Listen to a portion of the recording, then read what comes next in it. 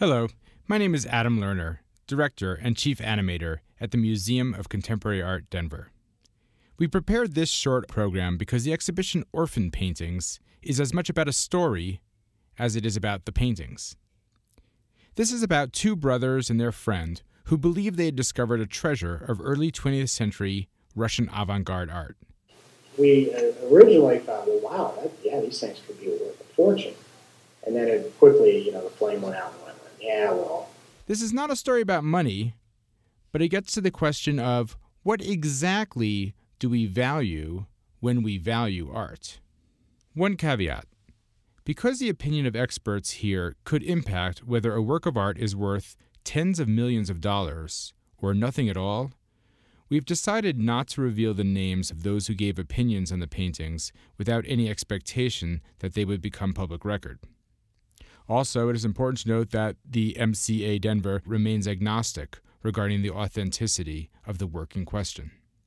The story begins in 2004 when Ron Pollard, an architectural photographer in Denver, was poking around on eBay. Ron is an avid collector. He's interested in constructivist art, an art movement that started in Russia in the 19-teens and 20s, around the time of the Bolshevik Revolution. As a style, constructivism grew out of Cubism, with paintings that often look like an arrangement of building blocks or engineering drawings. Well, anyways, all of a sudden one day, there's these 7 paintings. It's the first time I'd ever seen the guy posting. And they looked right. I don't know, can't tell you why I thought that. There was something about them. They looked good. Ron decided to go in on the paintings with his brother Roger, a retired Air Force mapmaker living in Alaska. They won the auction at $500. The seller in Aachen, Germany, emailed them and told them about 2 more paintings, so they bought those too. Ron received a DHL package with all the paintings a few weeks later, and seeing them in person, he was even more impressed. He took them to an art conservator. She actually worked at the Detroit Art Institute for a long time, and she specializes in Russian art, and mainly iconography, icons. This was a highly respected conservator in the field, who had nothing to gain by giving them an opinion one way or another. She looked at them and she's like, these are amazing. Art conservators do not appraise or authenticate art. They instead analyze an object's technical and physical condition. And she's like, where are you getting these? And I said, well, I really can't, I don't want to tell you where I'm getting them, honestly. Just, keep that quiet. And she goes, okay, that's fine. She said, but you should, she goes, my husband, he hates it when I have really valuable paintings in the house because, it's like we're targets. She goes, you should really be mindful of these things. And I was like, really? And she's like, yeah. Physically, they look dead right.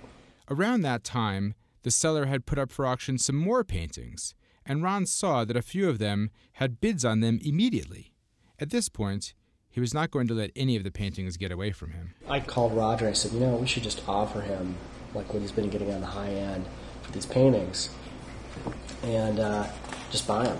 So we did. We emailed them, said $1,200 each. So Ron and Roger were willing to pay more than double what they paid for the first painting just to be certain they could acquire the works. I asked Roger, the mapmaker in Alaska, what he thought about spending that much money on art.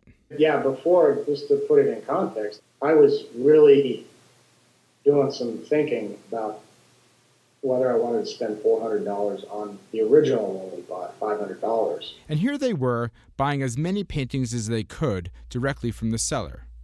Roger brought in his friend Brad Gessner, an epidemiologist in Alaska, to help purchase the paintings. And they just started sending us emails, just 10 paintings, 12 paintings. At about 30 works, they decided to take them to an art appraiser. I have the report right here. It's about 100 or so pages, and it says here on page 7, total estimated fair market value conclusion for the 30 paintings is $50,101,909. The appraiser herself was taken by the works. She told Ron, "Oh, you're going to be rich." While it looked like the 3 men were in fact going to get rich, the truth is there's a difference between the authenticity of art, which traces the legitimacy of its origins, and the appraisal of art, which indicates its market value, assuming it is authentic. In other words, to sell the works, they had to be authenticated. Ron, Roger, and Brad dedicated themselves to trying to prove the authenticity of their art. They learned as much as they could about the seller. He was a retired mid-level insurance administrator. He told them an unclaimed shipping container from Russia filled with paintings had arrived at German customs. Because no one paid the duty on the shipment, German customs confiscated and auctioned off the contents. Brad arranged a meeting with the seller on a trip to Europe at the Gare du Nord train station in Paris. I had no idea what to expect, whether these are Russian mafia people. And there was this large sort of enforcer-looking guy and this professor-looking guy. It turns out that the guy that Brad thought was the enforcer was actually more of a translator. The older guy, who's really the collector, was very sharp, but I would say one of the things that was interesting was he was not as knowledgeable about the avant-garde as I would have thought for somebody who has all these paintings. He didn't seem to know a lot about many of the artists or even to have heard of them. But they seemed quite open. I mean, there didn't seem to be any duplicity in them. They were perfectly willing to meet. So the guys Brad met turned out to be a lot like him, Ron, and Roger. But the meeting didn't reveal any clues about the origins of the paintings. So the three collectors enlisted a forensic handwriting analyst who regularly testifies for the U.S. Attorney's Office. She looked at the writing on one of the paintings, a text in Russian that translates as "woman with a saw." She compared that handwriting to a known text by master painter Kazimir Malevich. The conclusion of her report?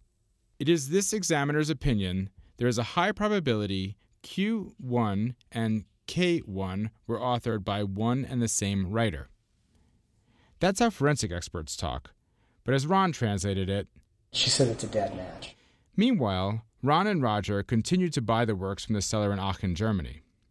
Another painting they sent off to a lab in Chicago that does pigment analysis to determine if the chemical composition of the paint is consistent with the type of paint that was used at the time the work was supposedly made. As Roger described it, I remember my brother calling me on Friday. He said it's all checks. It's got chromium, yellow, and he named some other things that were apparently right. So the painting looked like it could be made in Russia in the 19-teens and 20s.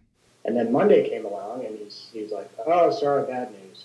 It's got titanium in it." Titanium was not included in paint until after World War II. The artist Malevich died in 1935. It looked like the end of the road. But Ron took the results to another laboratory for a second opinion.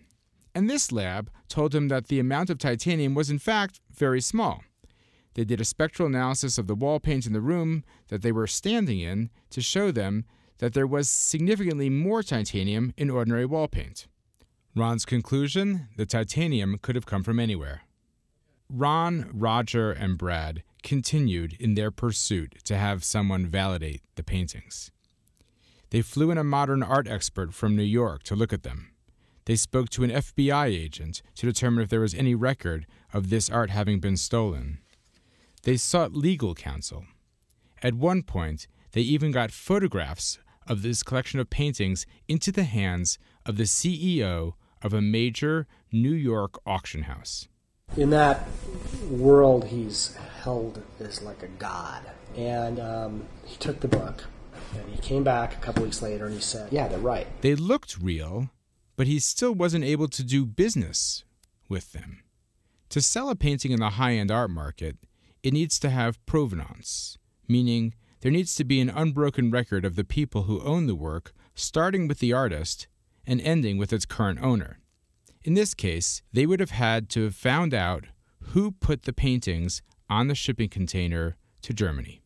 But while Ron, Roger, and Brad were trying to figure out the origins of the paintings, there was one possible account that kept popping up. In the 1960s and 70s, a group of Jewish refuseniks were trying to leave the Soviet Union. When they were finally able to flee the country, they were not permitted to take any money with them. In lieu of currency, they took forged Russian avant-garde artworks to sell when they arrived in the West. It is one explanation for the large number of paintings without traceable origins. No one I could talk to knew if this account was true or not.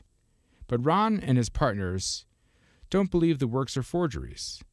Here's Roger. I don't think they're fake. I think there's a probability that some of them are, some of them are. I definitely think a portion of them are real. Maybe I'm just creating this illusion in my head. I don't know. Most of the paintings are not signed. Take the case of the painting in the style of Kazimir Malevich, which says woman with a saw. That's all it says. Brad made this point. If you were going to put this effort into it, why not sign a name and try and sell it for $50,000? Why sell it for a few hundred with nobody's name on it? I was talking to Roger in Alaska via video Skype, and I could see he had paintings behind him, which is strange because he should have already shipped the works to Denver. When I asked him about it, he said, "It's a copy. It's printed on canvas from a plotter, so I can have it in the house." So just to be clear what was happening here, Roger loved his paintings so much that he had photographic reproductions of them made so that he could have souvenirs of the works for the 2 months that the exhibition was up in Denver. In 13 years of curating exhibitions, I've never worked with a collector who did that. Remember, Roger was the one who, at the beginning, thought he was going to make a fortune off of these paintings. Then, even when he realized that that would never happen, he continued to buy them. Remember also that he is an outsider to the art world, a world that he discovered through this process. I find that interesting in the art world is a lot of people don't even look at the paintings. Really what they don't. They're more into how much is it worth, where it come from, who sold it to who, rather than just what they are. Roger reminds us that when we are looking at a painting on the wall, we are not looking at provenance. We're looking at a painting. We can't see authenticity. We see an object and its ability to transport us. Or maybe the opposite is true. Maybe when we look at a work of art, we can't help but be affected by the story behind it, by our belief about its origins. Either way, I wanted to present this exhibition at MCA Denver because I was moved by the story of people who ended up with a new love for art.